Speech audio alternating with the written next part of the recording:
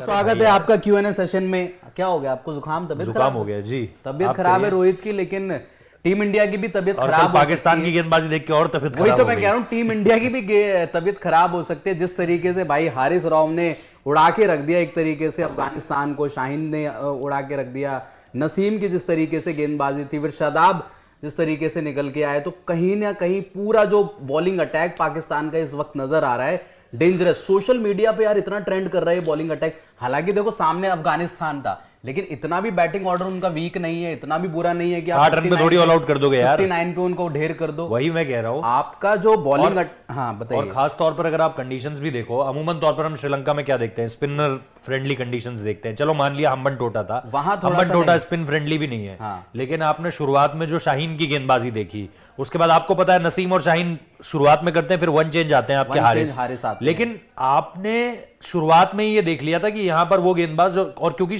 शाहीन का हारिस का जो गेंद है वो स्किड कर और जबरदस्त निकलता है, तो वो चीज आपको कहीं ना कहीं पता थी कि शाहीन और नसीम तो आपको ठीक लग रहे हैं, जहां पे थोड़ा सा लेटरल मूवमेंट होगा ये दोनों फायदा पहुंचाएंगे, लेकिन हारिस यहां पर सबसे ज्यादा इंपॉर्टेंट होगा। और जो उसने हार्ड लेंथ पटकी है, उसने कल बोला मैन ऑफ द मैच लेते हुए, उसने कल बोला कि मुझे शुरुआत में ही पता चल गया था कि यहां पर अगर आप हार्ड लेंथ मारोगे तो आपको फायदा मिलेगा ही मिलेगा, और वही उसने किया एग्जीक्यूट। और उसने जो राशिद खान को बोल्ड मारा देखा आपने? वो तो राशिद खान तो यार बढ़िया बल्लेबाजी करते हैं आईपीएल जैसे लेवल पे। इंटरव्यू भी दिया, उसमें उन्होंने साफ बोला कि हमारी प्लानिंग यही थी कि शुरुआत में आपको रन नहीं देने, और शाहीन और नसीम आगे नहीं पटकूंगा, आगे नहीं आपको खराब बॉल नहीं देनी। शाहीन और नसीम ने शुरुआत में विकेटें लेकर दे दी, जिसकी उन्होंने वो साहब भी बोला कि हमें मदद मिलती है अगर शाहीन और वहां पर नसीम ऊपर से विकेटें ले ले, और कि मुझे पता था कि इस पिच में अगर मैं हार्ड लेंथ कराता हूं तो हल्की भी स्विंग होगी तो बड़ी दिक्कत होगी, जो वहां पर आपने राशिद खान को देखी।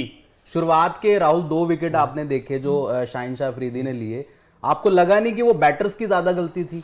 उसमें शाहीन ने ठीक है एक तो बाउंसर तो अच्छा था, वो छोटा बॉल जो पटका था प्लानिंग के तहत था, दो था। वही पता उसमें क्या हुआ, अगला बॉल, वो बॉल पता कैसी थी? मेलबर्न की हाईलाइट देख लेना आज भी, जब केएल राहुल को या रोहित को फुल टॉस आती है ना, डिफेंस करने चले गए थे, वही उनके साथ था। और भैया वो हल्की सी लहर थी उनकी बॉल, चाहे हवा में उनकी लहर थी, वो सोचे डिफेंस कर दूंगा, वो सीधे उनकी कैच हो गई वहां पर। लेकिन ये भी है ना कि ठीक है सामने अफगानिस्तान था, इतना शोर गुल मचाने की जरूरत नहीं है। वैसे मैं बता दूं कि ठीक है बहुत ज्यादा हाईली रेट कर रहे हैं पाकिस्तान के बॉलिंग अटैक को, ये कर दिया वो कर दिया। देखो टेस्ट असली, जैसे कल जैसे आप भी शो कर रहे थे, वहां पे भी बताया गया कि असली टेस्ट होगा इंडियन बैटर्स के सामने। नहीं ठीक है, मैं विराट कोहली के सामने असली टेस्ट होगा। लेकिन भैया बात पता क्या है, ये तर्क पे बात हो रही है। मैं आपसे एक सवाल पूछ रहा हूं। इंडिया और पाकिस्तान के टी20 मैचेस देखे, आप बोलोगे फॉर्मेट अलग है पर बॉलर। मैं आपसे एक सीधा सा सवाल पूछ रहा हूं,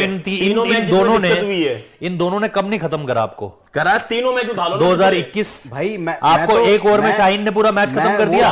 2 साल आपने लगातार देखा है, 2 साल आपने हमारे लिए पैर कांपे। हमारे लिए कहने की बात अब सिर्फ इतनी सी अलग है कि ये 50 ओवर का फॉर्मेट है।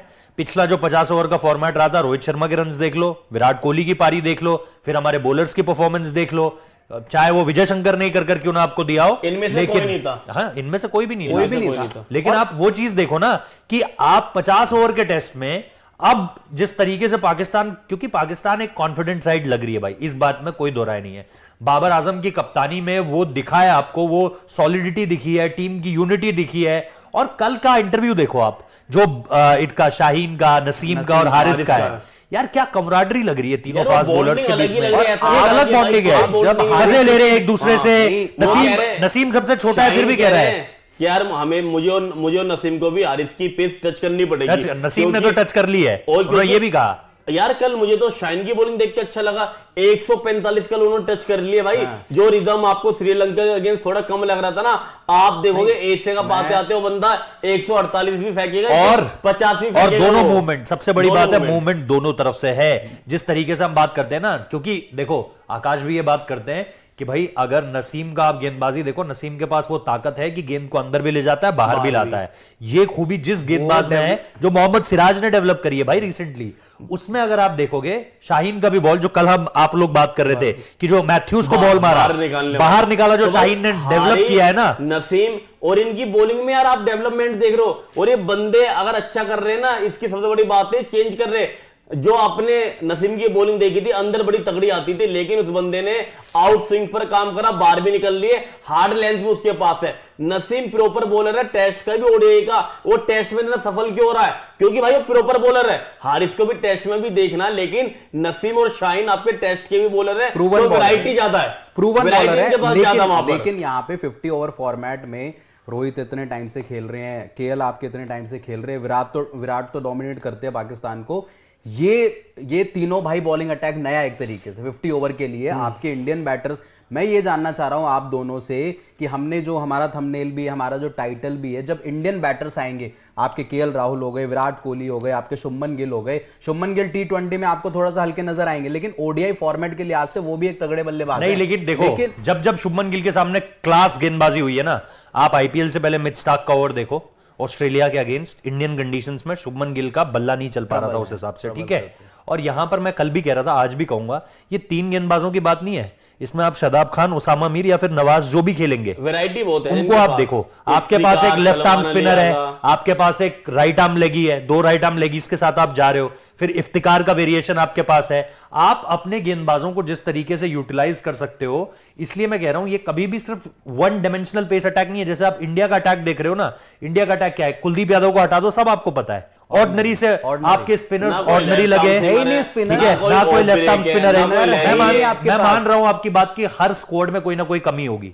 आप बांग्लादेश का स्क्वाड बोलोगे इनके पास कोई लेग ही नहीं है, ठीक है, कोई और स्क्वाड आप उठाकर बोलोगे इनके पास ये नहीं है, वो नहीं है। का स्क्वाड और इंडिया के स्क्वाड में फर्क है, और टीमों में भी फर्क है। ऑब्वियसली टीमों में फर्क है। इंडिया को चैंपियन बनने की बात करोगे, बांग्लादेश को ये नहीं बोलोगे चैंपियन। इंडिया का जो बॉलिंग लाइनअप है ना, इंडिया का बॉलिंग नहीं, मैं वही कह रहा हूं कि उनके पास अभी जिस चीज को लैक कर रहे हैं, अगर नवाज नहीं खेलता है तो उनके पास एक लेफ्ट आर्म ऑफ ही नहीं होगा जो इंडिया को ट्रबल में डाल सकता है।